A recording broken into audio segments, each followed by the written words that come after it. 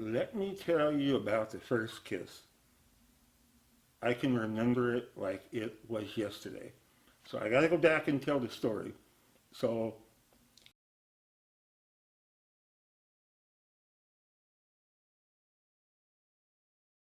my friend, had this friend, and I remember telling her, "Hey, I like your friend," and I never had a girlfriend, I never had a kiss or anything.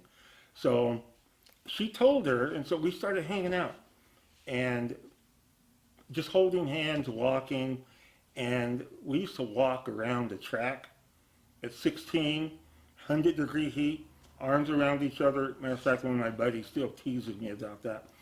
So we used to walk and talk, and I'll never forget, we're standing by a tree, and I lean in to give her a kiss. Now, here's the thing, I never kissed a girl. I have Moebius Syndrome. I cannot pucker my lips. So the next thing you know, I'm leaning in, she's leaning in, and my face goes boom, and we just smack, just like that. And I didn't know what to do, but I'll never forget, because it was wonderful. Now, here's what I learned about the art of kissing with Moebius Syndrome, and you can't pucker your lips, is you kind of turn your head to the side and you lean in, and it's all good. Never had a problem since then, but I can remember it like it was yesterday. Wonderful. Once upon a time, there was a boy named Tony, and every day people made fun of him because he couldn't smile. Until one day, years later, he saw a little girl on TV about to have a new surgery that would allow her to smile for the very first time. And because of this, he sought out the famous Canadian doctor that would perform the surgery. But Tony's healthcare provider said no way. So Tony got to work, found allies, and fought hard, until finally his surgery was approved, and ever since that day, Tony has a great big smile. Hi, I'm Tony Wilson, son of legendary R&B artist Al Wilson.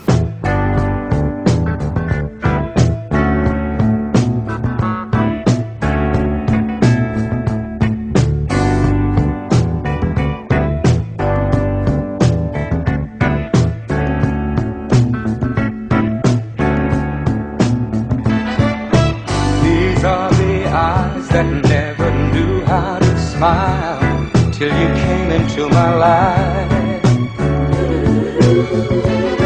And these are the arms that long to lock you inside every day and every night. Girl, and here is the soul of which you've taken control. Can't you see I'm trying to show love is right?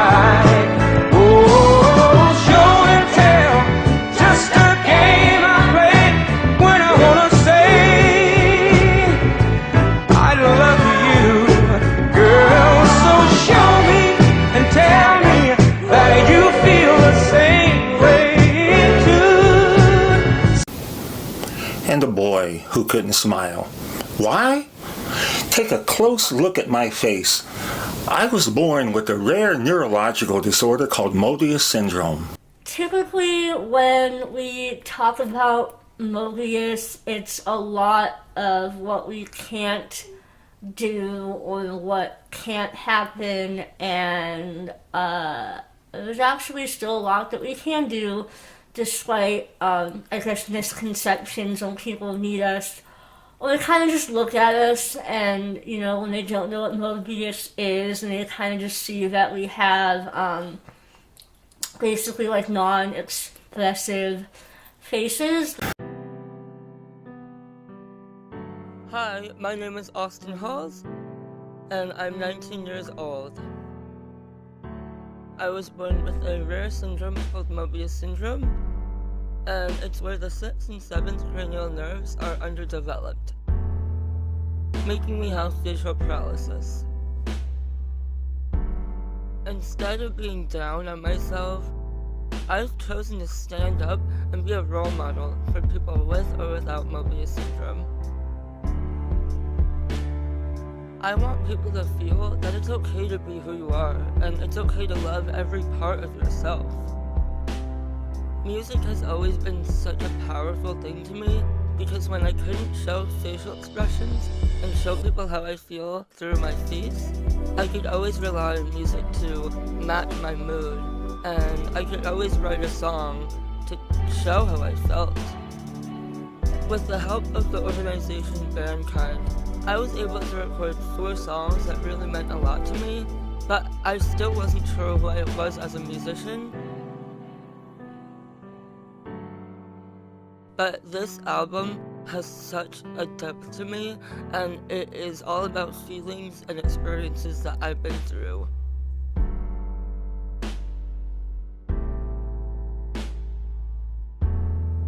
I definitely feel like this album is the most powerful because it talks about topics that I've never talked about and feelings that I've been too afraid to write about.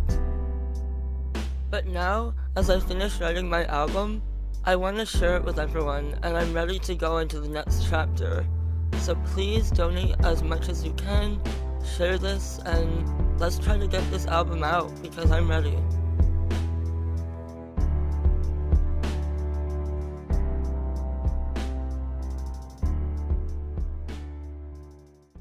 I saw a kid wearing a funny t-shirt the other day that said, "The Emotions of Darth Vader." It had a bunch of pictures of the same Darth Vader helmet, and above each one was an emotion like cheerful, confused, angry. You get the idea. That's what Moebius Syndrome's like.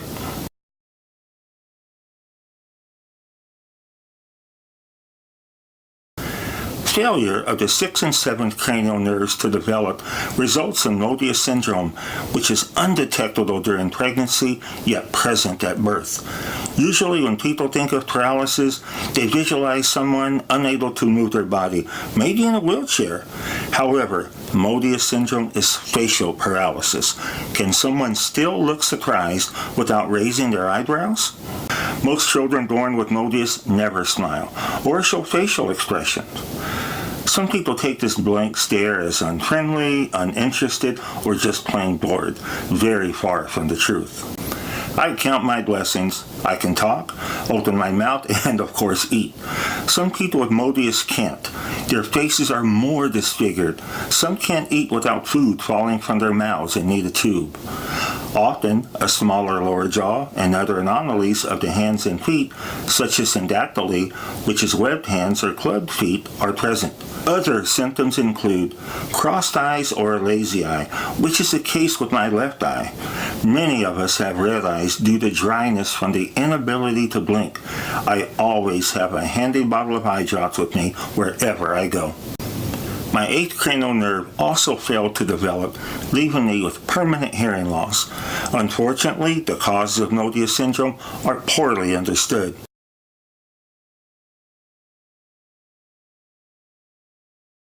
When I brought you home from the hospital, you were probably, I noticed you were not blinking at about 6 weeks into it, I think. Mm-hmm. And I remember calling the doctor, making an appointment because I needed him to explain to me what was happening. And after making the appointment, I don't think it was really clear to him what was happening. And it took several visits to him, and he never really gave me a diagnosis, such as what you have now. What he said was, and I never will forget the words, was the 7th, it was either 6th or 7th, and 9th nerve was damaged. And he gave me time frame by which to wait to see whether there would be any changes. They found everything else normal except one. Blinking would be a problem, as well as smiling. Mm-hmm. And I said, oh, okay. And so we waited the length of time, and I continued to go back to him. And I just believe, in looking back, the doctors didn't have a clue either. I don't think they really knew the full extent or a diagnosis in terms of what was happening. Okay. Actually, a lot of doctors today don't know what Moebius syndrome is. Oh, I believe that. I was sitting at home one night. I was watching TV, and I had the news on, and I see this little girl, and they're talking about a smile surgery. So I went from sitting down to sitting up, thinking, say what? So listened to the story about her, and the next morning I was calling the news station to find out who this kid was, because I was born with the same thing, didn't even know about the smile surgery. Thomas of Lancaster became famous in the 90s as the little girl who couldn't smile. The world watched as she underwent a grueling surgery that would change her life. 20 years later, we caught up with Chelsea. Here's a look at her life now, beyond the smile.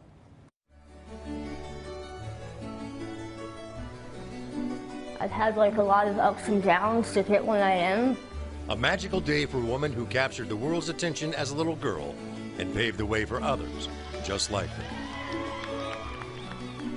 Here we go. And blow. It's great to see these little kids. They're not alone. 7-year-old Ella Riley is practicing blowing bubbles and lifting the left side of her lower lip. Rooting for her, 28-year-old Chelsea Thompson of Lancaster. Like Ella, Chelsea was born with a rare condition called Moebius Syndrome. Good, do it again. Chelsea remembers going through therapy just like this herself. When she was 8, Chelsea became world famous as the little girl who couldn't smile. The media attention was unbelievable. The world watched as young Chelsea checked into Kaiser Woodland Hills for surgery that would change her life. People recognized her everywhere we went.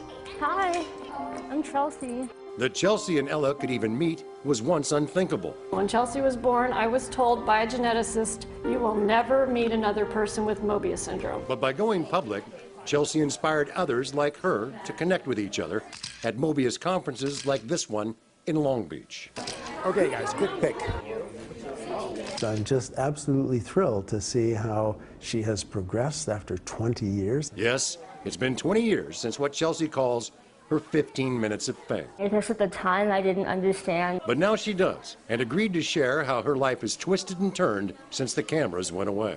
Being treated like we're less than, I guess, is the most difficult part. Her surgery delivered on its most important promise. I can smile. But in people with Moebius, there are things it doesn't address. We can't move our eyes side to side. We can't pucker our lips. And sometimes that makes it harder for Chelsea to connect. For a long time, I thought I was never going to find anyone. But soon after her 25th birthday, she was gorgeous.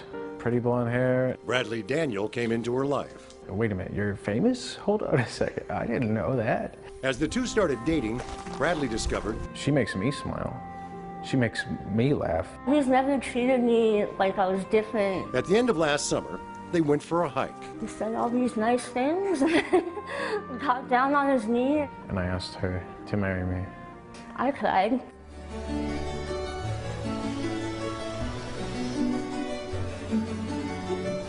Chelsea, do you take this amazing man to be your husband? I look at her now getting married and I see her using that smile so much more now. Chelsea, happy not only for herself, but for what her story might mean for little girls like Ella. She can do anything. You're my hero, so I vow to be your hero. I love you. I now pronounce you husband and wife. I'm looking forward to a family. I'm looking forward to the rest of our lives together. Called the news station. They put me in contact with a person who was in charge of the Moebius Syndrome Foundation, who then put me in contact with the mother. And this all happened within 3 or 4 days. And talked to the mother, and before anything else, she kind of told me about the foundation. So we talked about the surgery. I started going to a couple of different Moebius Syndrome meetings. Living Moebius Syndrome means living without facial expression, but living with a very meaningful life.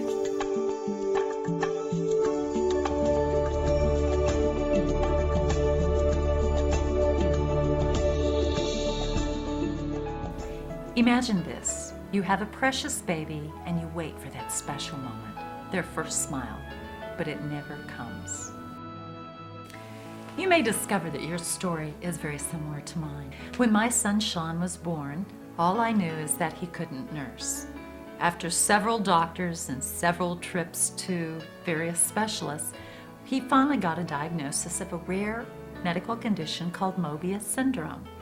At that time, there was very little information and no support available.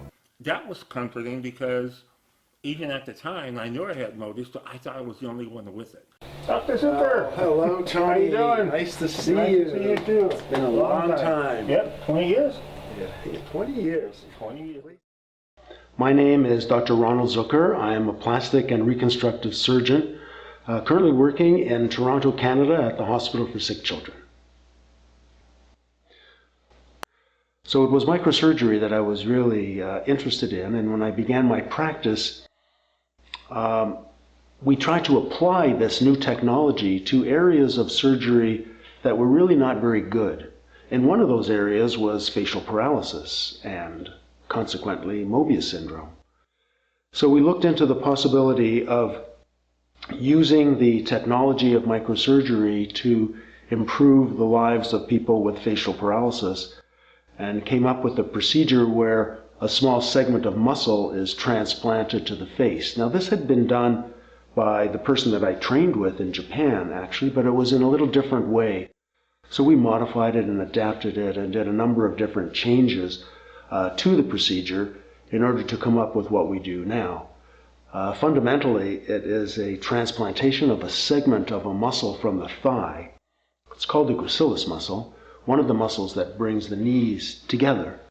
But there are three muscles that do that. So we can take a segment of one with no consequence to the person's ability to run, walk, do whatever activity they want.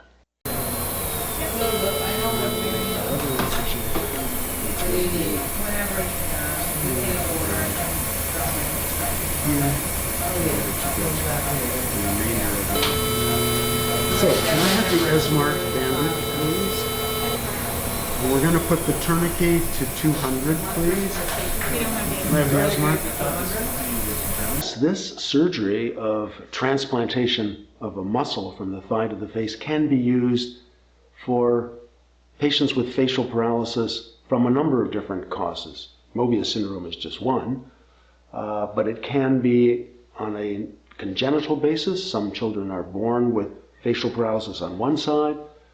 Some are born with it on both sides in the form of Moebius syndrome, and patients can have an acquired facial paralysis whereby they get the facial paralysis after they're born from tumors or from trauma or from infections.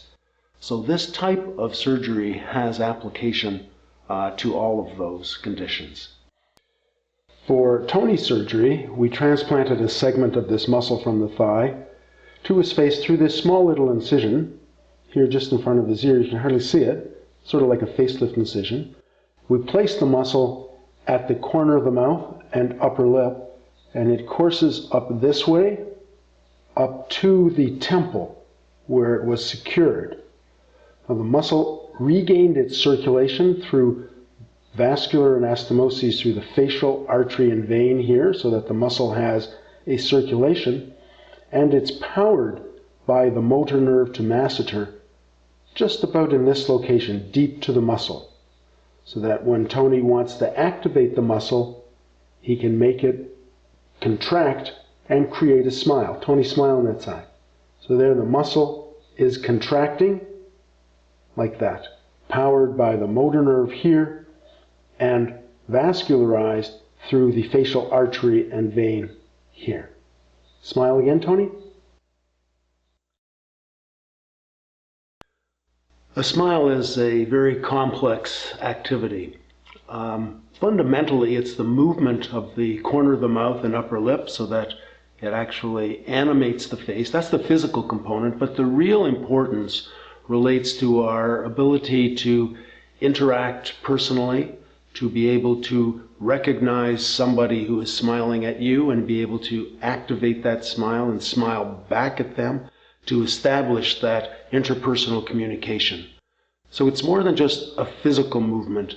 It has much more to do with our relationships with other people and how we express our emotions and are able to communicate. 11 facts about smiling. Number 1. Smiling is universal. How far away can you spot a friendly smile? Try about 100 yards. It's the length of a football field. Unlike languages or gestures such as handshakes, all cultures around the world recognize smiling as a universal sign of happiness and acceptance. Number 2. Smiling is contagious. Can a smile really light up a room? A study in Sweden found that people struggle to maintain frowns when looking at smiling subjects. Their muscles even twitched into smiles automatically. Scientists explain a neuron in our brains causes the mirroring reaction that copies other people's facial expressions. Number 3, there are different types of smiles. Ever notice when someone's picture has the exact same smile every time? That's odd because researchers identified 19 different types of smiles that fall into 2 main categories: genuinely happy or socially polite. Some smile types include contempt, embarrassed, and genuine, with only 6 types expressing happiness. Number 4, say cheese to smile. Why do photographers tell us to say cheese? Although the origins of the expression remain a mystery, some ingenious person realized that when people say cheese, the corners of their mouths turn up, lifting their cheeks, showing their teeth, making a smile-like shape. Number 5, smiling makes you prettier. Why do runway models always look so serious? There's a better way to look attractive, ladies. Studies reveal that men found smiling women not wearing makeup more attractive than women wearing perfect makeup who are not smiling. Number 6, women smile more than men. Does it seem like women smile more than men? That's because they do, and it starts young. Researchers report that baby girls smile and make more eye contact than baby boys. Number 7, smiling brightens your mood. Ever heard the expression, turn that frown upside down? Turns out to be good advice because smiling is so powerful it immediately releases endorphins in your body, even if you're faking it. Endorphins are natural painkillers that trigger positive feelings in the body, similar to morphine. Number 8, smiling boosts health and happiness. In addition to endorphins, smiling also releases the neurotransmitters serotonin and dopamine. It balances your mood, relaxes your body, and can even lower your heart rate and blood pressure. A combination of these effects reduces stress and strengthens the immune system. Number 9, smiling people live longer. Would you like to add years to your life? Great news! Research indicates that people who smile regularly live an astonishing 7 years longer than people who don't.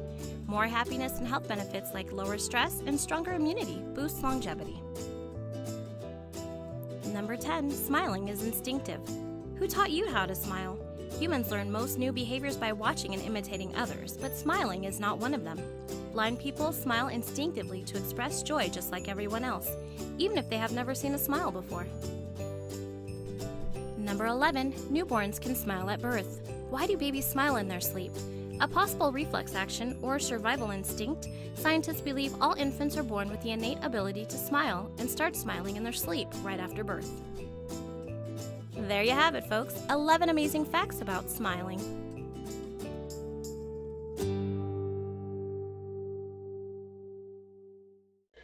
So Tony has Moebius syndrome, which was somewhat incomplete. He did have a degree of smile on this side. Can you show us, Tony, how you can smile on that side? But when I first saw him, he had nothing here. So that's why we transplanted this muscle on this side. Moebius syndrome also affects the eyes. It affects all of the facial musculature. So he was unable to close his eyes effectively or to blink. This leads sometimes to his tears dripping down his face unknowingly. He's unable to blink effectively, so he's unable to trap those tears.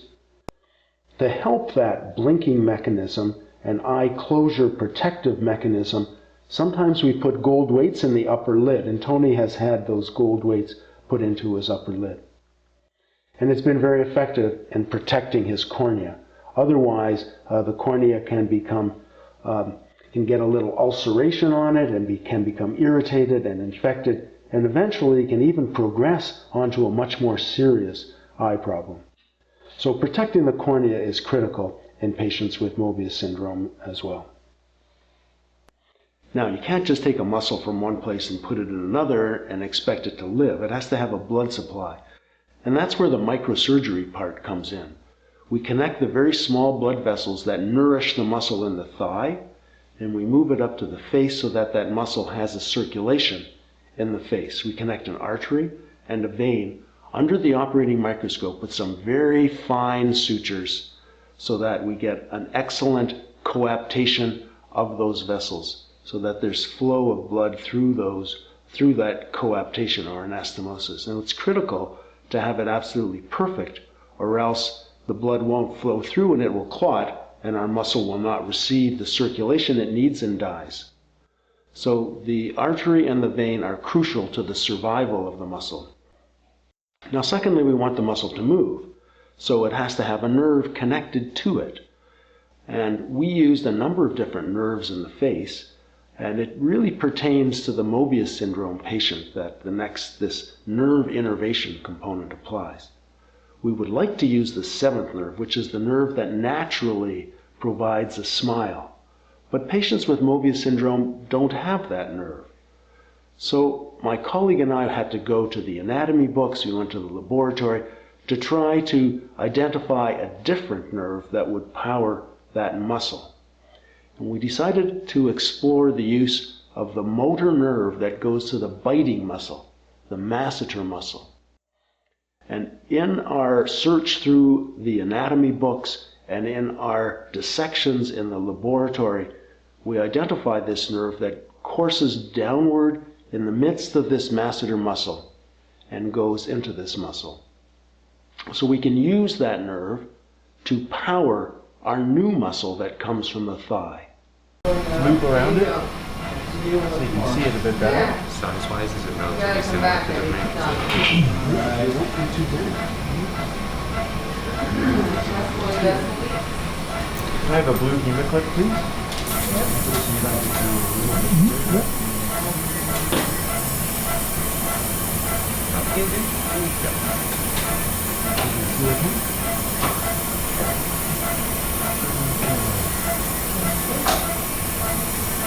Doug, I don't know if you can see that in there. Yeah, I see it.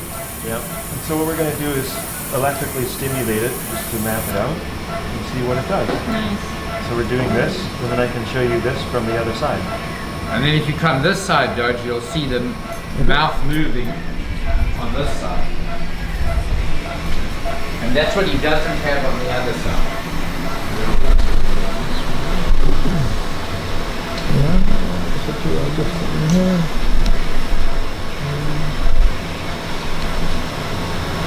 Okay, so just say when and I'll stimulate. Okay, now? Okay. Wow. This is smiling type activity that we want to bring over to the other side using the graph that Dr. Zucker is preparing right now. Then here's another branch that we have that does kind of the same motion, similar motion, and this will be left behind. We'll leave this, take this. You're gonna Unless take this one, the last one, right? Yeah. Yeah, take this one. Yeah. Take this. Yeah. This is what I'm thinking now. And then leave this. Yeah. The inferior one is more powerful.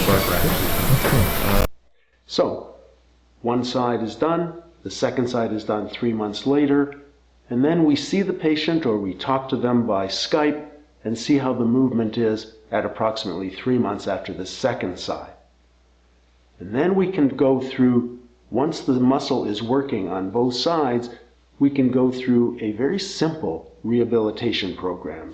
So that's exactly what we do. We have a muscle that we put where we want it to be, we have a circulation, and then we take the nerve that goes to the biting muscle and connect it to the nerve that goes to this new muscle, the gracilis muscle, that we transplant.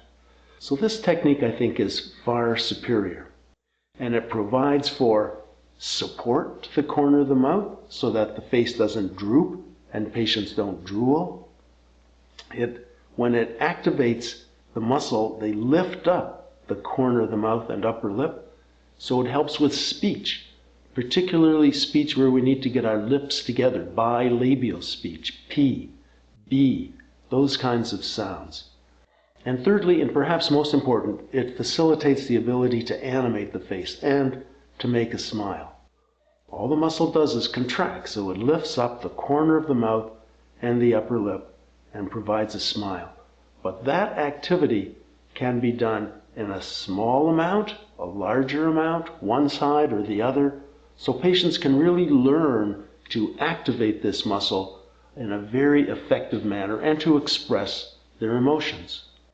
So that's how we came about doing this procedure. Technically, it's quite complicated, and every step has to be done precisely.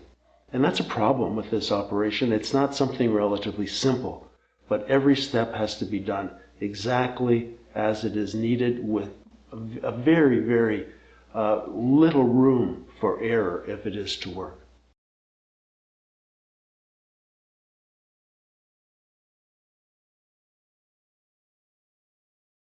I cannot tell you how many times I've had to say, I can't hear you, or I'd have to walk next to him. So finally, after 34 years, I was able to get approved for hearing aids. Problem is, these hearing aids were about as big as earmuffs, and I got them and I tried to wear them, but they were very, very uncomfortable. And now the insurance has gotten better, and I've been able to get these right here, and these are perfect because they're cosmetic, they fit me, they're not really noticeable, and I can hear everything. And the best part now is probably teaching in a classroom and being able to hear the students when they have a question and not have to constantly say, huh, excuse me, or always walk around the classroom. Good morning. Good morning. Good morning. Good morning, Dylan.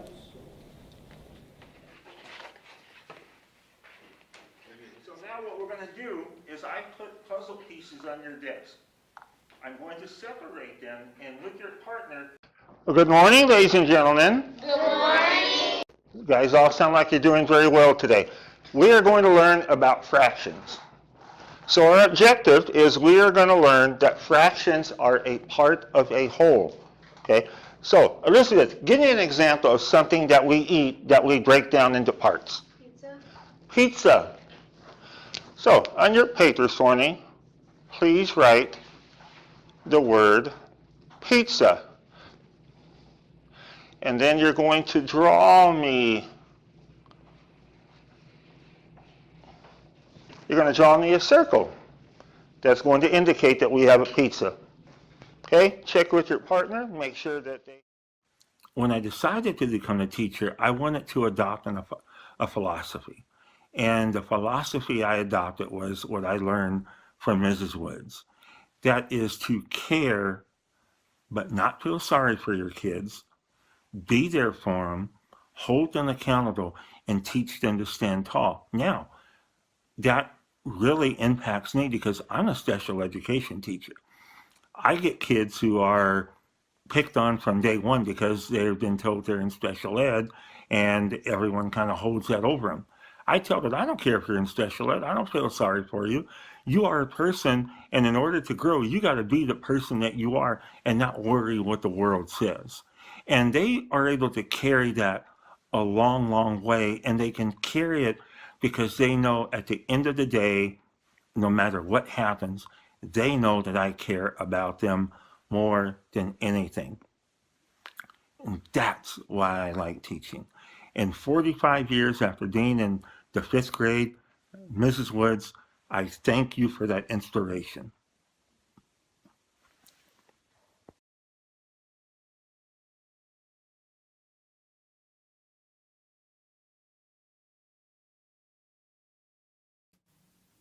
My name is Caitlin Sell, and I'll be teaching you how to make the Moebius strip. The first step to making the Moebius strip is taking a piece of paper and your scissors and cutting one strip out. Once you have your strip out, you may notice that if you put the two ends together, it just makes a plain circle. But if you twist one end, you make the Moebius strip. After that, take a piece of tape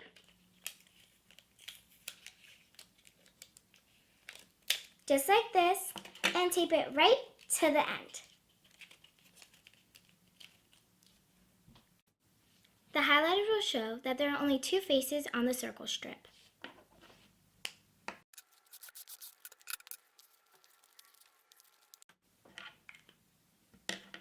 As you can see, there is an outside face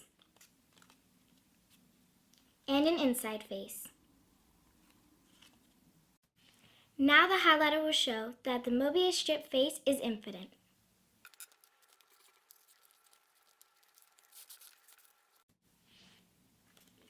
There is only one face to the Moebius strip. And that's how you make a Moebius strip.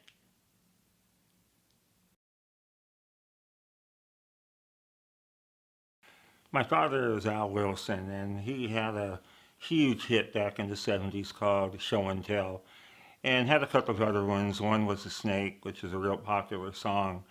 And I remember when I was in middle school, and they called it junior high back then, he came to sing, and it was just, I think that was one of the first times I've seen him sing in front of a big crowd, and everyone was yelling and screaming, and afterwards he was signing autographs, and there were, of course, junior high girls, hanging all over him and talking to him, and and I felt really, really good.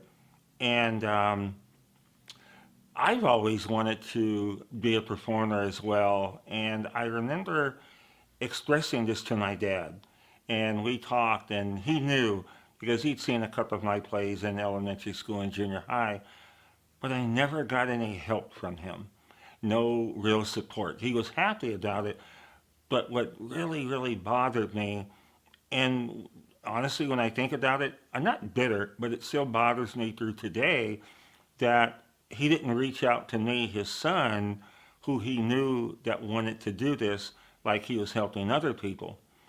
So fast forward, he made a song called Cutting Corners. Beautiful song, and I loved it because the message in the song was about making choices and making good decisions. And so I took the song and I said, I'm going to write a play from this, because I was writing plays for the schools that I was working at about social issues. And I actually wrote a part in for my dad, and my dad's middle name is Lamar. The character was Old Man Lamar, and I actually played Old Man Lamar in the play. And we did this 2003, 2004, and then we did it again in 2008.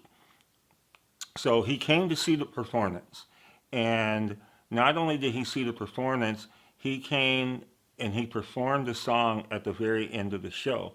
Now this was April of 2008, and the sadness about this is that not only did I kind of help bring him out of retirement to really get out there and do his music again with the song, we shared the same stage at the same time doing something I'd always dreamed of, because 2 weeks after that he passed away. And it makes me feel good to know that even after all those years of never being on the same page with what I wanted to do with my life and him supporting me, this was something not only did I support him with, but he supported me with, and we joined together, and it was just the most wonderful day I've ever had with him, because that was the last time I saw him alive. I'm still waiting on those benchmark goals, O'Malley. Can we skip to the part where we actually care? It's your classroom. Hey guys. Hey Tiffany. FU students. Classic. Morning guys.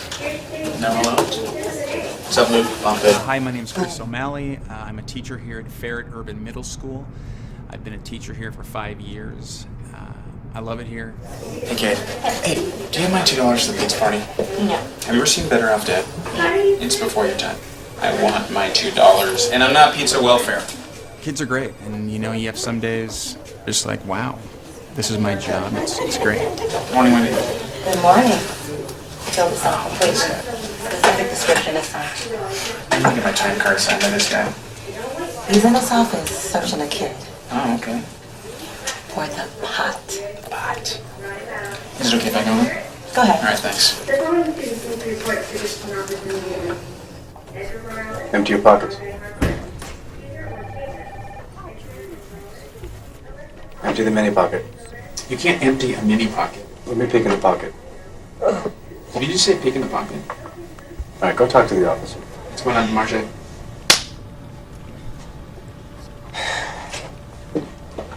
What's up, O'Malley to Allie? Cat? That was a great spin. Thanks.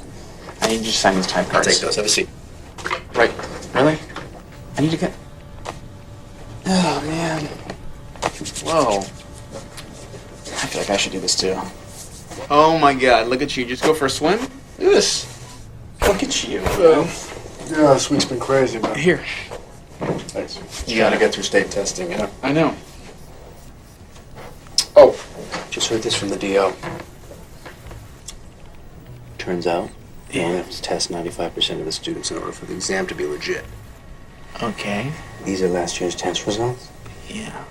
Those kids right there, all in the bottom 5%, and guess what?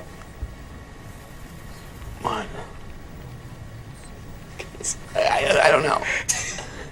These are the suspensions I've been saving up. Here's why DeMarge is going home.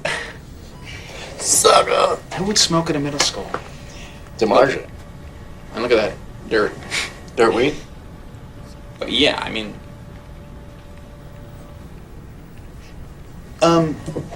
So you're gonna suspend all those kids?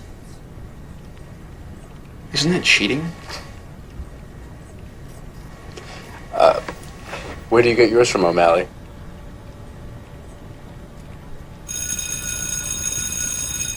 I don't... Attention FU students, here's today's test-taking tip of the day. If you get stuck on a question and you don't know the right answer, just bubble in C. You stop! This is a dictatorship! Do you hear me?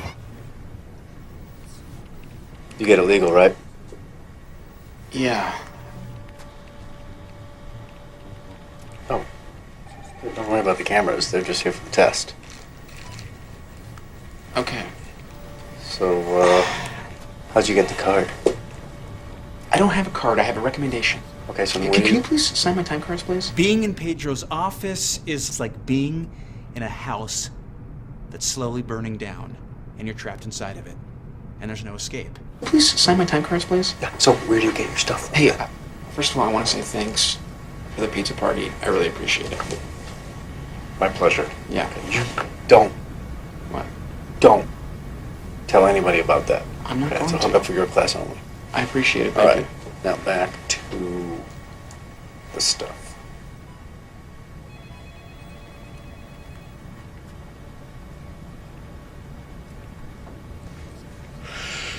I get it. You smoking out of a hookah pipe? The joint. It's kind of like this. It goes like this. Oh, you would know. Yeah, I went to college. Okay, so did I. As you can see on the wall. I got it. A dispensary, okay? A dispensary. Can we sign these, please? How much? I have to go. It's not cheap. How much? A lot of money. Yeah. Paid in cash? Or credit card. They take credit card. Yeah, they do. It's crazy. It's wild. That's so Technology. Welcome to the future, right? underground future. I don't know anything about that kind of stuff.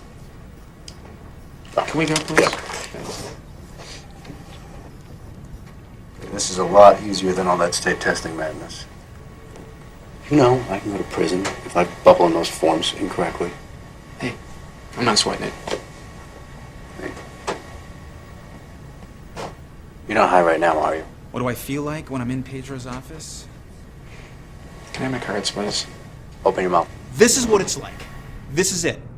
It's like being in a gynecologist's office that's slowly burning down. If I were a woman, which I'm not. It's rough.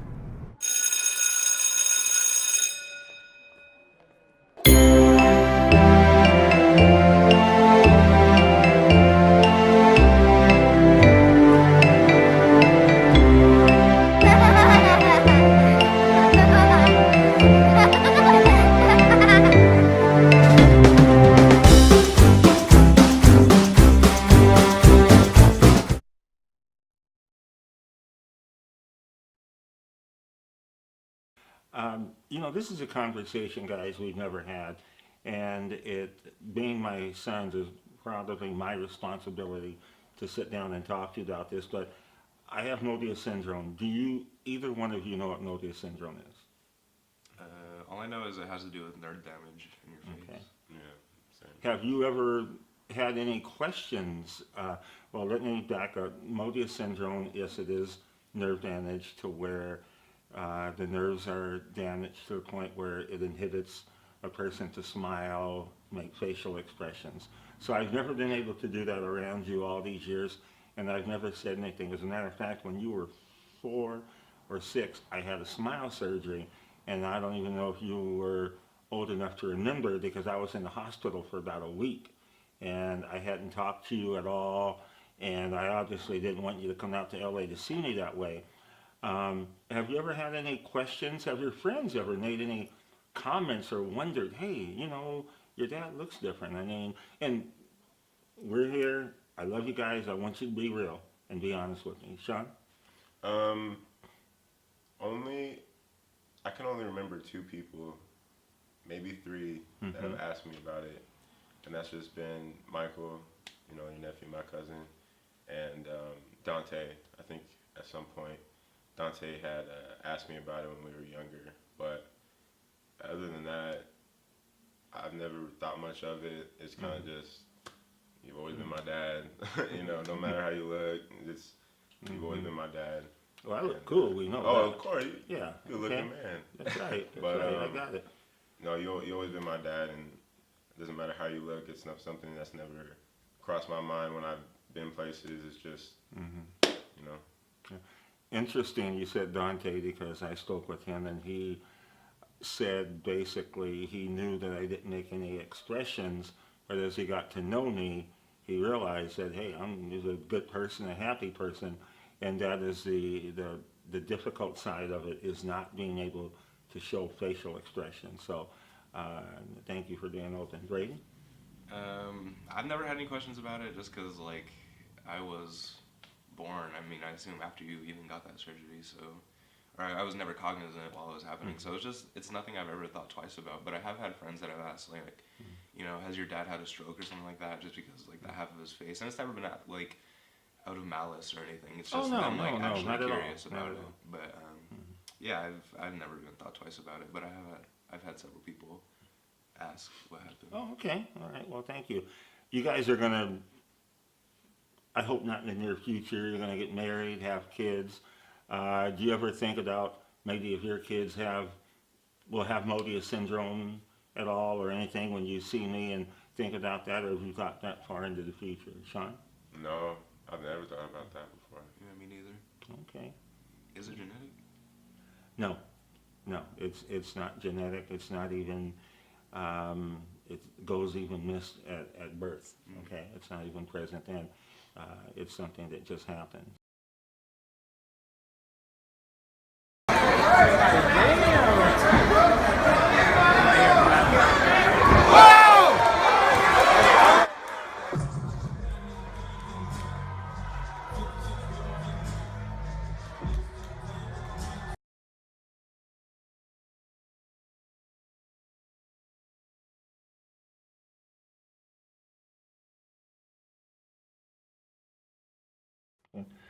Dante, you've had a lot of success as an MMA fighter. What led you to the octagon to do what you're doing now? What led me to the octagon was I was getting in a lot of fights in school, and when I was in 9th grade, I was getting bullied by an older kid, and we had gotten into a couple fights, and he beat me up pretty bad, and I went home with a black eye, and my parents said that was it, and they took me to the boxing gym, and that was that. Dante, I'm a special ed teacher, and one of the obstacles that my kids have to face is they're constantly bullied. Number one, because they have a disability, and number two, they're isolated, and they are constantly bullied, and not just physically, but mentally. What advice do you have to kids with disabilities that are being bullied so they can overcome obstacles? My first advice would be to a child or a kid that has a disability would be to not be afraid to tell your parents. because they're the number one people, and not only their parents but their teachers, because their teachers are obviously, Mr. Wilson, like yourself, you do this not because for a check, but to genuinely help those kids. And so they need to realize that they have people on their side, and a lot of times kids who are bullied feel alone. And so that being said, I believe that they should not only inform their parents and their teachers, but address the situation. A lot of times when we are bullied, and I speak for myself as well, that we try to just avoid it and go left and go right. And what that does is allow the bullying to continue and to prolong the process. But if you address it head on, regardless of the factor, and I'm not talking about fighting, but just address it the best way you could possibly can, you know, and don't let it slide and don't let it go unhandled. I think that's the way you get the best results. Okay.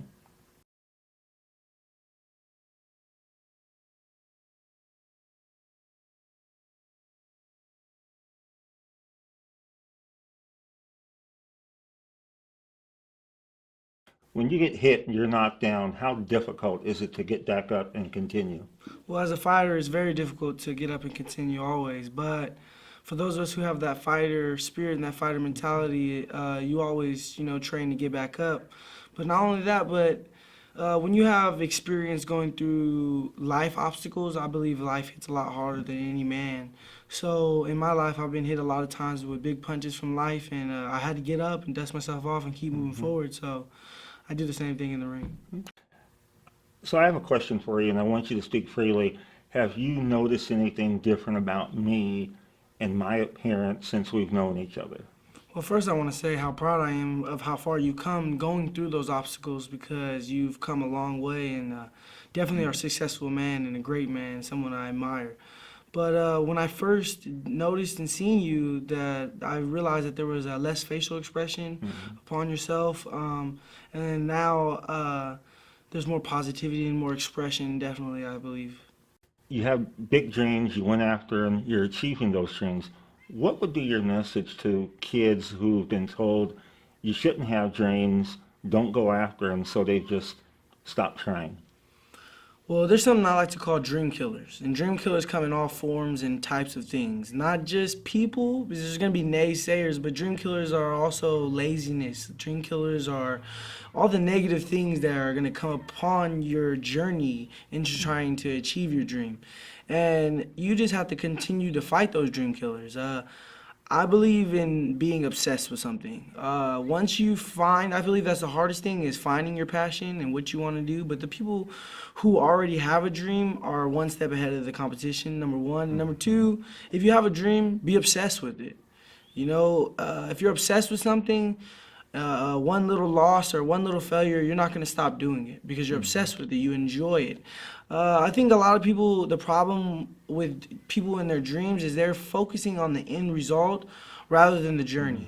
And the journey is what ultimately the dream is because if you could just wake up and do it tomorrow, it wouldn't be as sought after and as gold as it is. You know, a dream is everything you ever wanted. Why? Because it's so big, and everyone can tell you. You know, you get reward out of not only people telling you can't do something, but you get reward of how hard and how far you come from the first step you take to that end result. So I think my number one advice is to ignore the dream killers, number one, and also to stay consistent and be obsessed.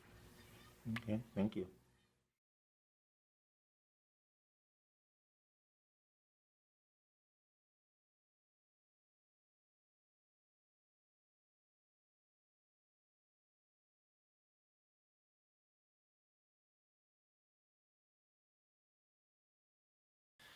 It's kind of just whatever I want to do, wherever my head is taking me. You've always been supportive of whatever that may be, whether it's theater, basketball, whatever college I want to go to. You've always helped me.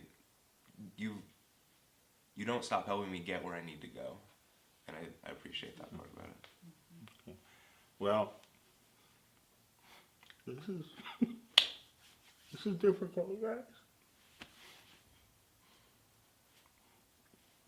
Because I watched you grow up. And to be able to sit and talk to you as adults and young man,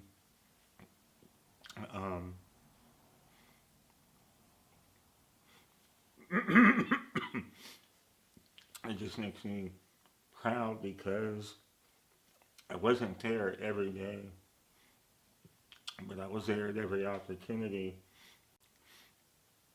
I have one final question though. Who has the best three-point shot in the family?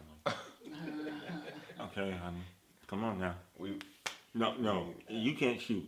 So it comes down to me and Sean. Who shot you how to shoot the three, son? I mean, you, of course. Thank you, done. We're done. Thank you very much. I got the range from you for sure. Okay. That's something I cannot. A couple of weeks ago, I wanted to get another bike, and I wanted a bike just to ride around casually and not where I got to put on all my gear. So the night before, I had this dream about my dad, and I dream about him all the time, and it's always something to do with business or my personal life. So, I had this dream. I woke up in a great mood, and so I go looking for a bike, and I found the perfect bike that I wanted. And I was hoping the guy still had it. So what I ended up doing, I called him. He still had it. I went over there to look at it. And the ironic thing and the great thing about it was where he lived was about a block away from where my dad was buried. So, of course, me, I analyze everything. I think about this. Okay, I had this dream about my dad. Hadn't been to see him in a while. I find this bike, and it's right next to where my dad is buried. So that was kind of like my dad saying, okay, yeah, I helped you find your bike, and it's where I'm at, so you need to come over and visit me. Now, the place was closed where he's buried, so I kind of hopped the fence and walked by real quick and waved and left, and I just thought that was a really neat thing.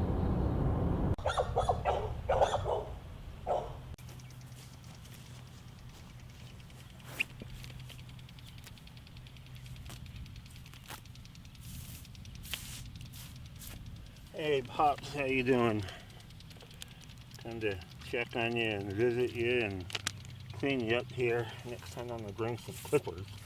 Cut this grass around you. Nan, I just want to let you know everybody's doing really, really well.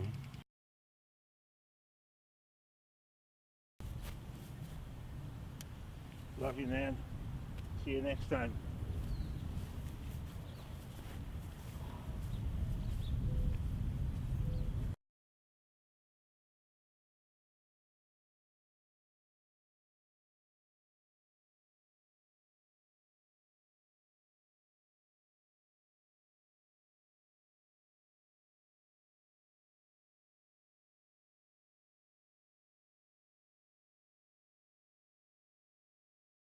Okay, Alex, I have a question. Sure. When is it appropriate to offer a handshake to someone with missing digits? I'd say always the time, and I don't know how to say hello to someone in a more formal setting than to shake their hand, and so I've always done it that way. And I think sometimes if the person who wants to shake hands is at all concerned, I just tend to stick my hand out to them and they take it. But I think sometimes there's an issue about, am I going to offend them if I do something? That's so true. So true. So true. Oh, well, I was reading prior to the interview and speaking about the appropriateness of it, and it says you don't treat anyone any differently at all, whether it's missing digits, a limb, or whatnot. You extend, you say hello, just as if you're talking to anyone. So I appreciate you sharing that. Thank you. Alex, can you tell me a little bit about yourself? I know that there's an interesting story, but I'd like to get to know a little bit about you and then a little bit about Aaron. Okay, Tony, so I'm 44 and I live in Coventry in England. So I've come all the way over here. This is my first conference. I work with disabled people and computer technology. I guess they could call me a geek, and I really, really enjoy doing it because as a disabled person, I think I've got something to offer. Exactly. And I feel the same way. Aaron, how about yourself? What do you do? I am a medical assistant. I live in Linwood, North Carolina. This is my first conference as well. Something that I've looked forward to for a long time. I understand that you met online. Was this a traditional website that you met on, or was it a website for the Moebius community? Aaron? It was the Facebook Moebius community website, actually. Oh, fascinating. Facebook, yes.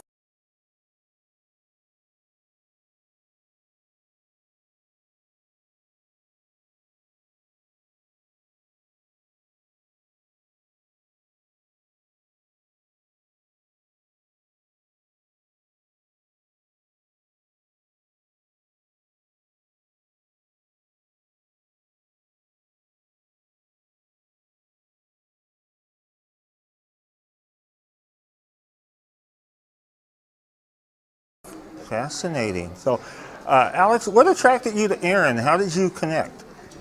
Well, I think I went for a stage of just adding lots of people with Moebius onto my Facebook address. But I think Erin just came over as a really nice girl. She was quite pretty as well. Oh, that's... And I think we just hit it off from there. So we've been chatting for about 2.5 years, I guess. Wow, 2.5 years. And Aaron, what attracted you to Alex? Well, besides his lovely British accent. Love it, love it. Which I fell in love with from the start. Mm-hmm. We have more than just Moebius in common. We have a passion for wine. We like to travel, visit different venues and wineries, and it's just, we have so much in common, just more than the Moebius. And there was something about him when I first seen him on Facebook. I was just like, I got to meet him. Well, I guess congratulations are in order because I heard that you have recently become engaged. Yes, we have. Okay. And have you set a date, Alex? No, it was difficult enough to get engaged, let alone plan a wedding. You're going to get married, have kids someday. Does it concern you if your children have Moebius Syndrome? How will you raise them knowing from the very beginning where a lot of parents don't find out until much later? I just think it would be a wonderful opportunity. We know what to expect, but then I've seen that, Lisa and Kevin, they have 2 kids, 2 wonderful, healthy kids. Right, and right. we've spoken to them already about that. And I know there's some tests that we can have done, but like Alex has said, if it happens, it happens. We know how to deal with it. Exactly. A lot of people with Moebius Syndrome or with disabilities in general, they feel broken, they might feel damaged, and that they're going to be alone and never have anyone in their life. What would be your message to those people? And then I'll ask you the same question. You shouldn't feel like that. There's always someone out there for every one of us. Exactly. And, I thank God every day for Alex. If it wasn't for Facebook and the Moebius Syndrome community, I wouldn't have found him. Right, right. Yeah. Alex? I'd say that, I've been single for my sort of life, more or less, and I think actually I was looking far too hard for that special person. When I wasn't looking far too hard, I actually found her, and I never thought I'd date someone with Moebius Syndrome. It never really occurred to me. But as Erin says, there's far more to our relationship than we've got Moebius Syndrome. Right, right. And I couldn't agree more. Thank you very much, both of you. Okay. Thank you. Thank you.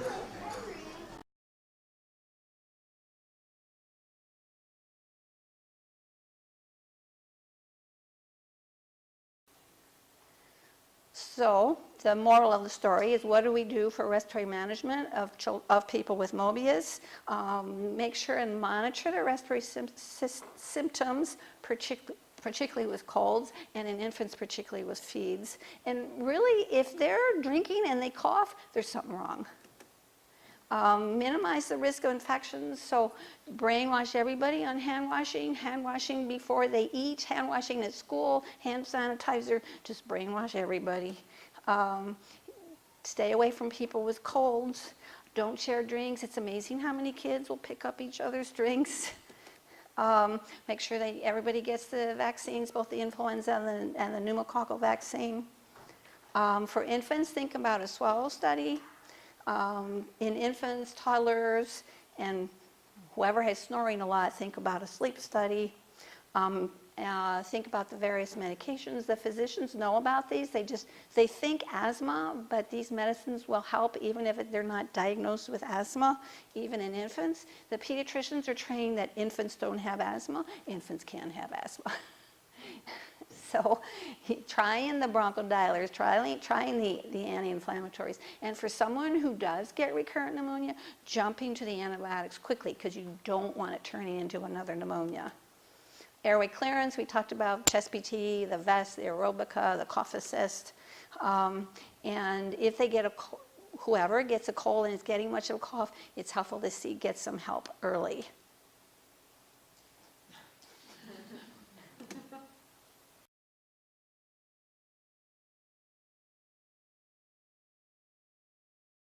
My name is Hannah, and I have Moebius Syndrome, and I smile different, and I like to go to school alone.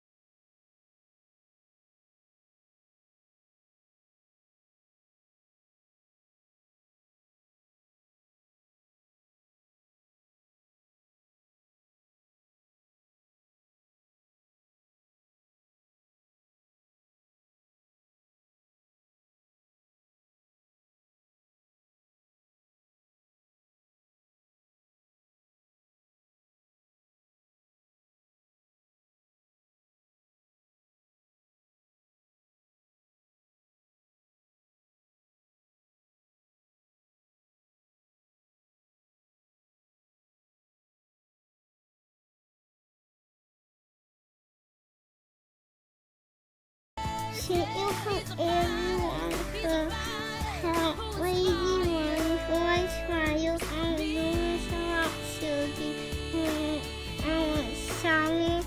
I'm excited about my shorty because I'm gonna smile. I'm speaking with Sarah and Kevin today. Wanted to ask you a little bit about your program for adopting kids with disabilities, and can you tell me a little bit about yourselves as well? Yeah, so we've adopted 5 kids, and 3 of them have special needs. So we've gotten very familiar with a wide range of different needs that kids might have from different countries. We've adopted from China, Vietnam, and Kazakhstan. And in China, there's a lot of kids still available for adoption, and a number of the kids in China have Moebius Syndrome. And they're just looking for families to love them the way they are. Same thing with here domestically in the U.S. There's a lot of kids, especially in Texas right now, that are available for adoption, and maybe the only reason that they've been put up for adoption is because of their diagnosis. And to us, that doesn't seem like a big deal, as to a lot of families here at the conference. So, we see that as being a big need, and we started a Facebook group. It's just Facebook/groups/Adopt Moebius. And we aim to put up a lot of pictures and info for prospective families, but also for people who are looking to maybe support the advocacy process. There's a lot of ways to donate towards kids' adoption funds, even if families can't adopt them themselves. Okay. There's also ways to spread awareness, tell other people, just spread the message about these kids that are waiting. What made you decide, and this is no disrespect to anyone with a disability, but you've adopted a daughter, Hannah, with Moebius Syndrome, and you are going to now adopt another child with Moebius Syndrome. Yes. So What prompted that to adopt a child with Moebius? Well, when we adopted our daughter Hannah, Mhm. we didn't know that she had Moebius syndrome. Oh, in fact, okay, in okay. China, a lot of the kids are undiagnosed, and so we knew about club feet and we knew about a little hands, but they just said she was unsocial.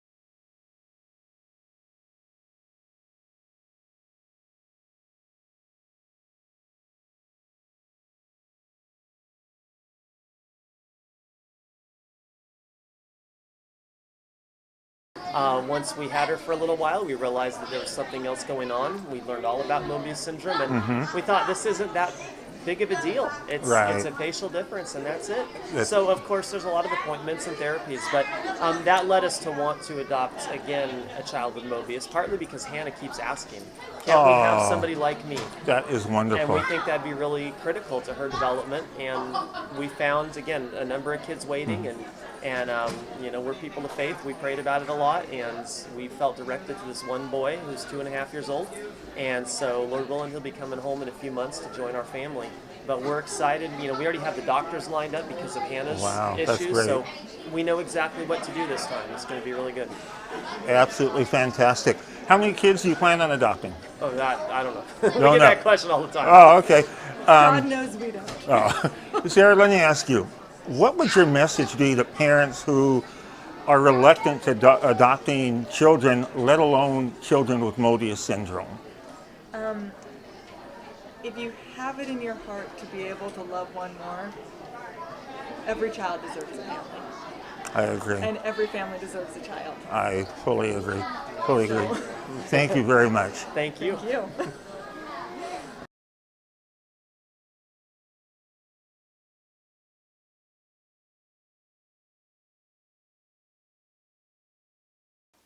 Now, before I dive into sleep properly, I just wanted to share with you guys some of the information that I got from Vicki, really from you or your other folks with Moebius syndrome. So these are some of the questions that have come up. Why does my child have night terrors? We'll talk about night terrors. Our child walks in his sleep but does not remember it. Why is this? What medications or other measures can we use to help our child sleep through the night? Why is there a connection between Moebius syndrome and sleep problems in children? Is it true that the sleep center in the brain is near the 6th and 7th cranial nerves? What type of physician should we take our child to for his or her sleep problems? These are all really excellent questions, and they would be the same questions that I have. A few minor pearls. The time in bed should approximate the sleep need for each child. I've said it several times. A regular wake time is far more important than a regular bedtime. This is true for everybody, not just children. And the sleeping brain was recently the waking brain. We're not computers that just get unplugged, right? It's the same brain that was just watching a horror movie that is now trying to sleep. It's the same brain that's playing a violent video game that's now trying to sleep, okay? And I'll stop with this cute cartoon. Mom, did you know that if you turn the clock upside down, 4:45 spells shh? Thank you very much.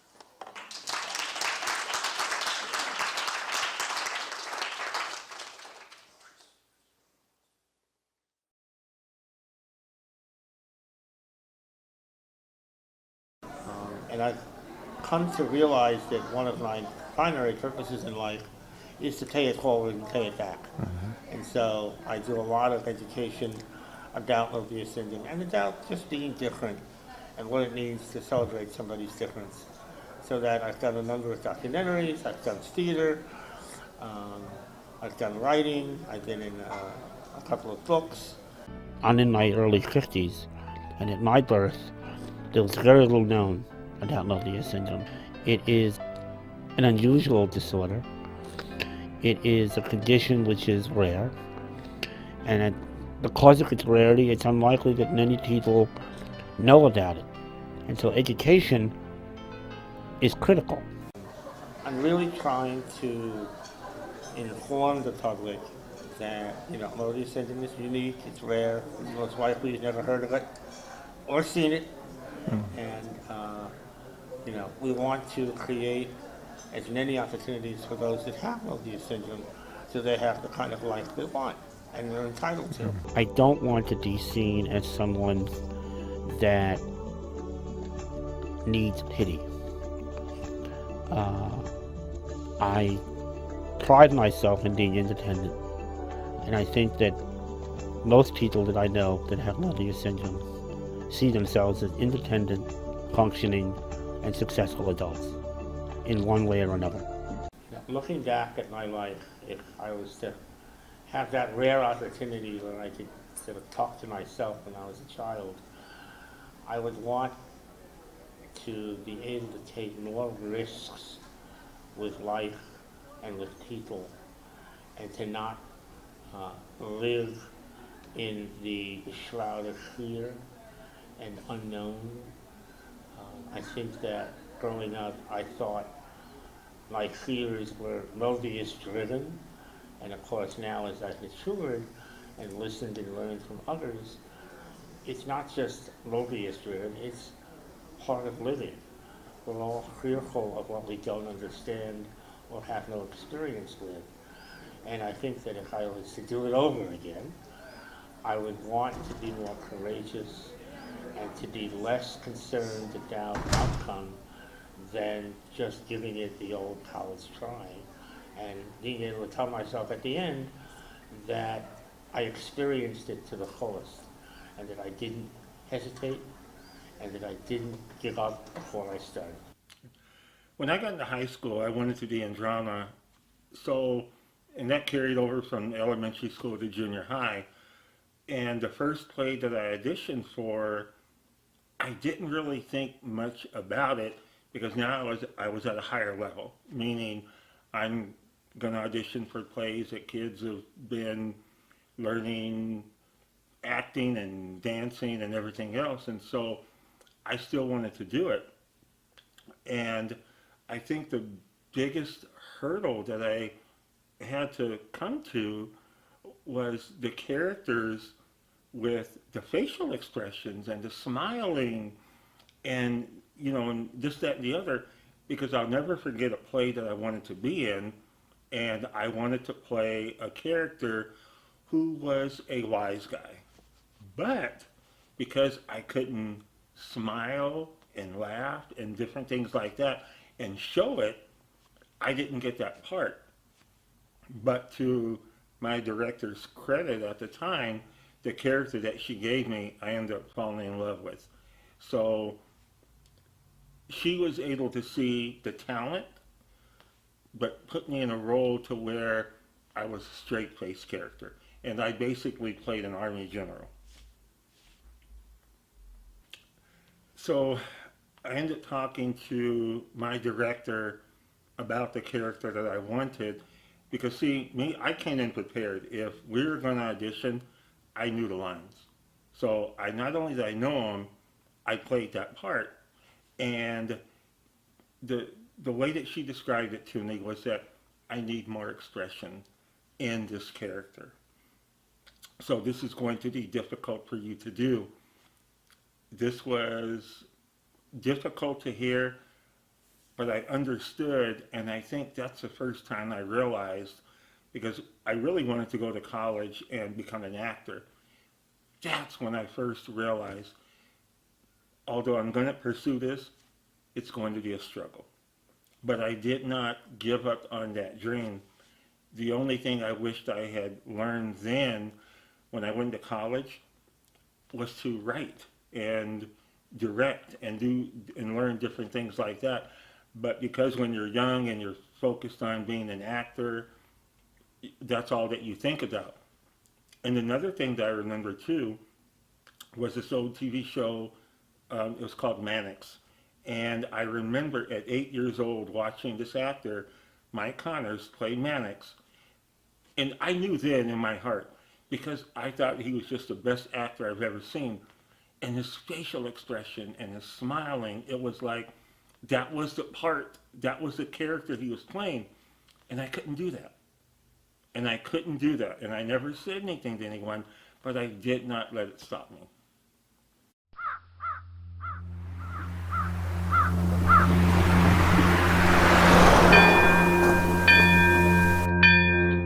Just going to ask you a few questions today, William.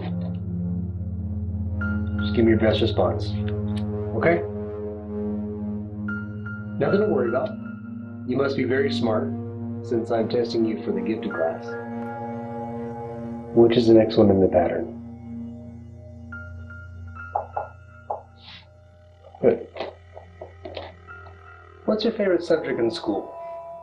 Swings. Swings on the playground? Uh-huh. Everybody loves recess. Recess is too loud. I swing after school. By yourself? Uh-huh. What do you think about? Gravity. Gravity. Wow. Reversing itself. What do you think would happen if gravity reversed itself? My swing would flip around and the ground would be over my head. What about everybody else? Some would float away. Others would get chopped up in fans and stuff.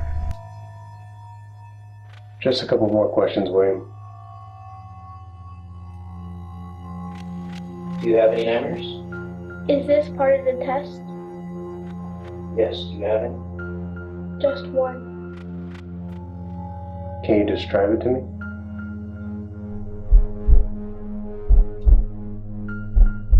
These bright headlights shine through my window. I hide under the covers and pretend to be asleep. I can hear the car motor getting louder. I know who's driving.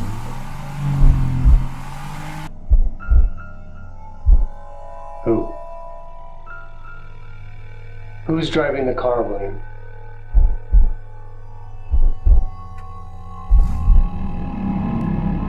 The devil. Okay. Okay. Only one more question, then you can get that candy. This one's a little different. Is it a trick question? No, just using your imagination, like you do with the swings.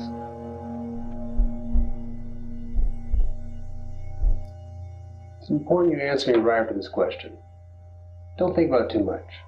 Just whatever pops in your head. Ready?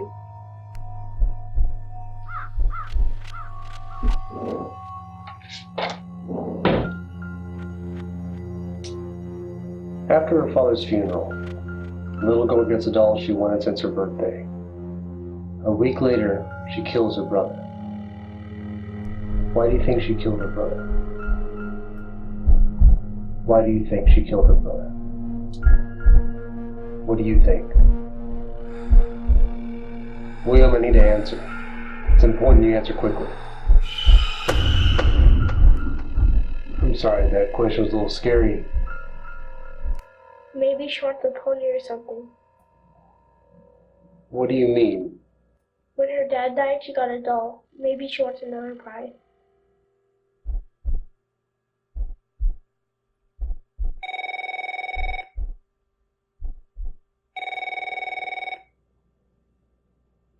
Do I still get candy? Sure. Thank you, William.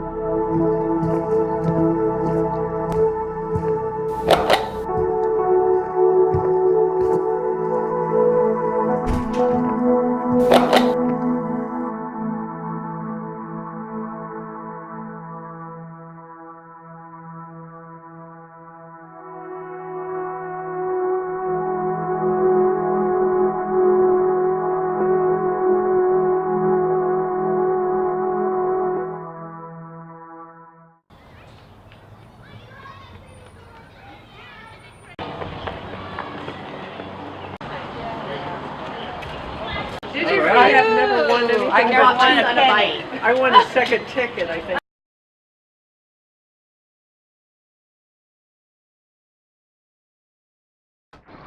We're here in Santa Monica, California for the first ever Moebius Syndrome Awareness Day event at Virginia Park. This is Lori, that's Lori. This is Chelsea, this is Shannon. I'm talking with Chelsea and Lori Thomas. And Chelsea, I first want to say it's a pleasure to finally sit down and to be able to talk to you. And I just want to say thank you because you inspired me as a little girl to have the smile surgery, and it's really changed my life. So I want to say thank you. And I'll start with you first. I wanted to ask you, how's married life now? And I realize you've gone through a lot of changes. Just want to see how things are going. Married life is good. It's different. I feel like as far as making decisions about my life, I have to take into account someone else's thoughts and opinions as well. But as a whole, I enjoy it. Oh, that's good. Yeah. How do you like being a mom? It's hard. Why? What are the highs and lows of it? I don't know what I expected. I had never been around children at all, never changed a diaper, but I love it. I feel like I was meant to be a mom. Oh, that's amazing. Yeah. That's amazing. Now, I'm a special ed teacher, and I know that you're going to school to be a special ed teacher. How's that going? Going to school to teach special ed has been a long road. It took me a while to figure out what I wanted to do, but I know I've always been passionate about working with individuals with special needs, so I enjoy it. I really love the classes that I'm taking, and can't wait to be done. Oh, that's great. That's great. Do you feel that you connect with the kids? I'll say this personally, having a disability, it kind of helps me to relate. Does that help you, or is that what inspired you to be a special ed teacher? Part of the reason why I want to go into teaching special ed is because I feel like I'm not just teaching them, I can also relate to what they've gone through in life. Now, I'm curious because the smile surgery really helped and changed my life. How has it changed your life? It's amazing, especially as an adult and working and going to school. I feel like the smile surgery has allowed me to, obviously smile, but I feel like it's an important way for me to connect with other people. So it's made a huge difference in my life. After we talked and I told you they were not going to let me have the surgery, tell me how that all happened with getting him back on the table. Well, as far as we had you set up to have the smile surgery. It was signed, sealed, and delivered. And then I got a phone call, or you did. You got a phone call, and then you called me and said, "Hey, I'm not going to have the surgery.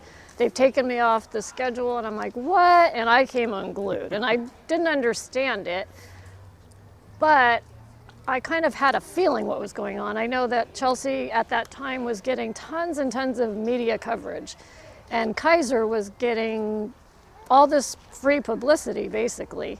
And she was this cute little blonde 7-year-old girl having the smile for the first time. And here comes an adult, and you weren't cute enough, Tony. You weren't this little 7-year-old kid. So I believe, and nobody ever told me that, but I believe they took you off the table so they could put another little kid on the table. Somebody that would get a little bit more, tug at the heartstrings of people and get a little bit more publicity out of it for Kaiser. Like I said, they never ever told me that. But when I found out, I actually went to the doctor at Kaiser and stormed into his office basically and insisted that you be put back on the table. And they weren't happy about it, but they knew I kind of held the power. I have got the cute little 7-year-old kid giving you all this publicity, and I said, I'm going to the media with this. So that's how you got back on the table. That's how I got back on the table. If you're in the vicinity. Lori and Chelsea, I've known them for a long time, since Chelsea was a little baby. And a huge cup on the way.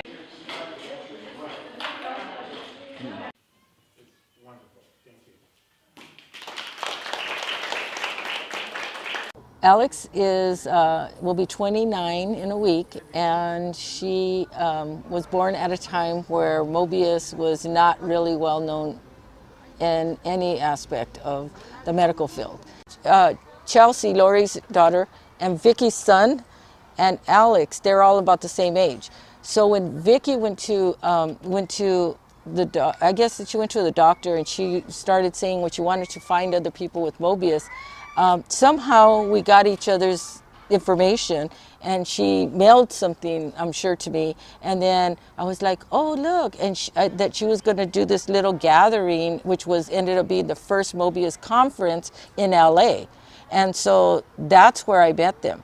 And since then, obviously, I've been involved with the foundation. But with her and other people with Moebius, they are very different. So they are from person to person, their challenges are different, and their medical needs are different. So in our case, her medical needs were extreme.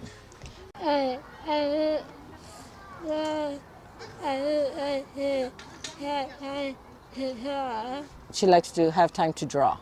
She really does do a good job. She's an artist.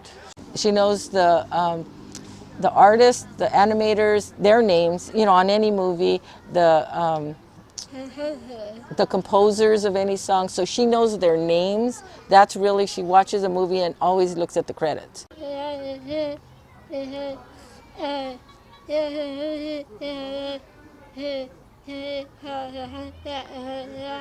Oh, The Hunchback of Notre Dame, because it's personal to her.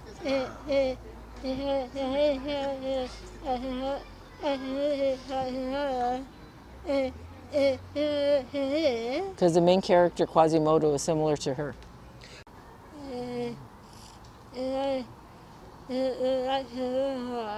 You want to learn more in art? Oh, in school, yeah. She wants to go to college, so that's what we're working on. As everybody knows, it takes a village to raise a child, and we're a very close-knit family, and we're here to learn about Moebius and what Raymond has in store for him for his future. And as I look at everybody, everybody is beautiful, everybody is kind and sweet, and there's no differences other than the term Moebius. So that's what I've already learned today.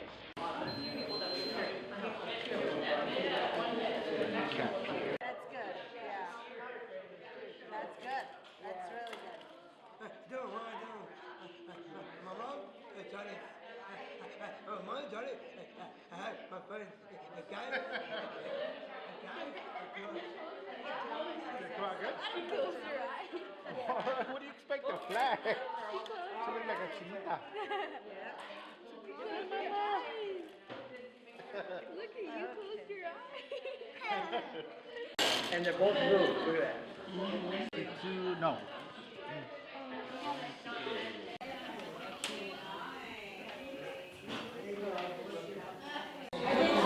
I'll just give you coffee.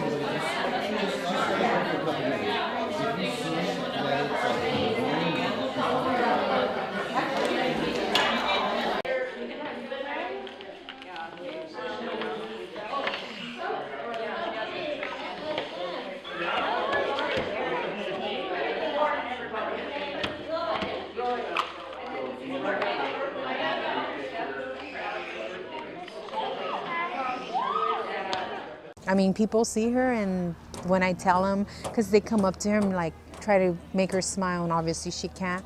And people are like, oh, I'm sorry, I didn't know. It doesn't look like she has anything, because she's so active, and like I said, but no, from what we know of, nothing. Do other people notice that? You know what, yeah, people do come across in there, because, you know, they'll come and do little cute little stuff, and she's just kind of like, she gets excited, but she just doesn't show the smile. They make comments like, oh, she doesn't know me, I'm a stranger to her, or they'll say, oh, she's not a happy camper. But then that's when I tell them, you know, oh, it's because, and then I explain to her she has a nerve damage where she can't smile. And so I was telling him when she was in the NICU at the Children's Hospital, before we got released, they gave us a pamphlet about it.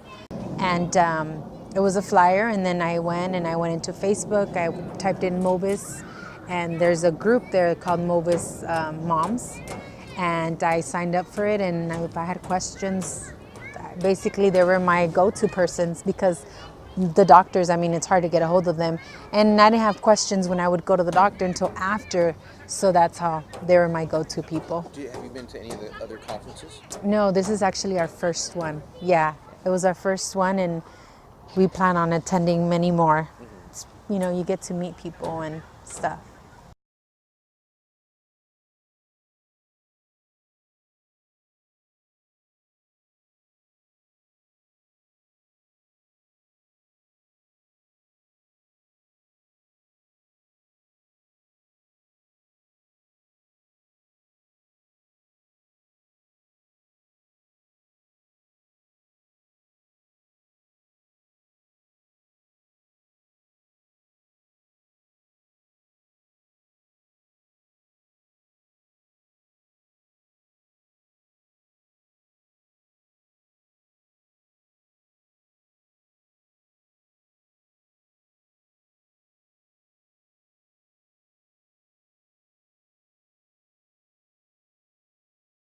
When I was being teased by this certain group of students, and not necessarily friends, I can remember going home.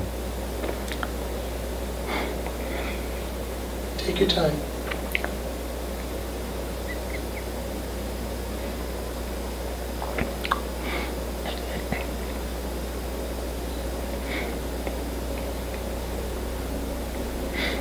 Do you want to take a moment to cut? Okay.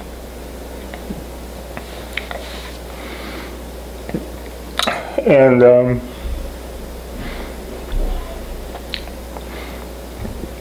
being real upset.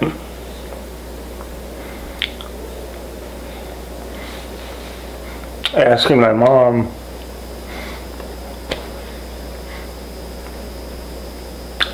why these kids would do this. And she would always remind me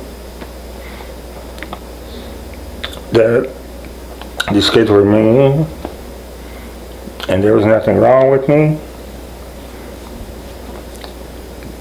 not to worry about it, and that I was loved, and I would always be protected. And those words helped, because I would come home probably 3 or 4 days a week after and ask the same question. And she'd just sit there and she'd always talk to me. Now my dad, on the other hand, one day told me, when they tease you, pick up a stick and hit them. So, you know, mom and dad's different ways, but yeah, that's probably how that condition really affected me, without knowing what the condition was, because you're teased about something there's nothing you can do about. Right. The best childhood memory I had was, I had my next door neighbor, his name was Michael, and my dad wasn't around, and I remember I got an orange bike for Christmas, and I couldn't ride it. And so his father took me under his wing, put training wheels on it, showed me how to ride the bike. Best part about that was, one day I'm under training wheels. He said, "Tony, come here." And he said, "Time to take the training wheels off." And I was scared, man. I was scared. So he took the training wheels off. We're in his front yard, and I'll never forget, we went around in circles and circles and circles, and next thing you know, I'm riding down the street. And that was the best childhood memory I had, because I learned how to ride a bike. And it was great. I'm talking with my boys, Sean and Braden, about the facing Moebius emoji. And when I showed it to them, I got 2 different perspectives, and I wanted them to share what they felt about it. Basically, the emoji is a symbolism of Moebius Syndrome and the look that's conveyed, but I'll let them share their thoughts about it. Sean? Well, I like the overall idea of the emoji. I just felt like the face with the eyes and the mouth kind of stuttering and looking kind of droopy, that it exemplified almost like a weakness. And just knowing my dad and him being a strong man and very driven, it just, I feel, didn't represent him and people who do have Moebius syndrome in the right manner. I felt like it should maybe be more of a stronger face to show their strength. Okay. Now, Brayden, you saw it totally different. How did you see it? I didn't have a problem with it because I thought it was just accurate with the way that it wants to show the condition. It's just doing it in an accurate way, and it's doing it in a quick way and a way that people will recognize what the condition does to those who it afflicts. So I just think it's an accurate physical representation of what Moebius can do. Well, thanks, guys. And I think when people see this, they're going to have a different vision and a different picture of it. But as long as they know and understand the purpose of it, and that people with Moebius syndrome, with the way you both described it, are going to see that in the exact same manner. So I appreciate you guys sharing. Hey everybody, thank you for joining me on this journey of facing Moebius. As we come to a close, I'm going to leave you with 5 easy tips that are not only going to boost your confidence, but also improve your life. Tip number 1, smile big. So, you might say, well, I have Moebius syndrome. I can't smile. Well, then use positive words. If someone says, how are you today? Don't just say, oh, I'm doing okay. Open up and say, I'm doing great. I'm doing wonderful. People will feel that energy and they'll know how you're doing. Tip number 2, walk 25% faster. You will feel more important, and people that see you, they will know that you have somewhere to go. Tip number 3, when you're in an audience, sit in the front. It shows that you're paying attention and you're engaged, and you will get more attention from the speaker. Tip number 4, maintain eye contact so the person knows that you are listening.